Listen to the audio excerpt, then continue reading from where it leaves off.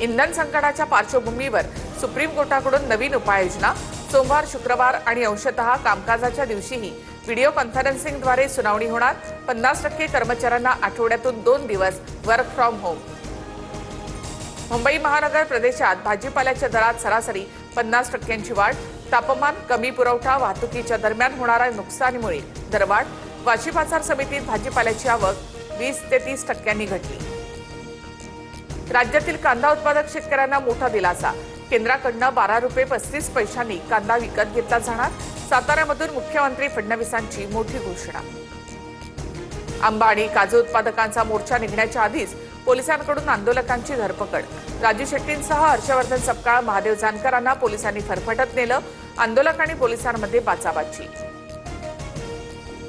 केंद्रीय निवडणूक आयोगाला दिलेल्या पत्रामध्ये तटकरे आणि प्रफुल्ल पटेलांच्या पदांचा उल्लेख नाही। तटकरेंच्या नावापुढे फक्त लोकसभा नेते असा उल्लेख।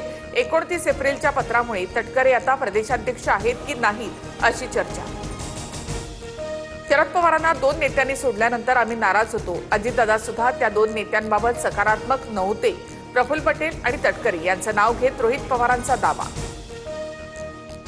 पुण्यामध्ये पवारांच्या राष्ट्रवादीच्या प्रमुख नेत्यांची एका हॉटेलमध्ये बैठक। राष्ट्रवादीच्या विलीनीकरणावर बैठकीमध्ये चर्चा झाल्याची माहिती।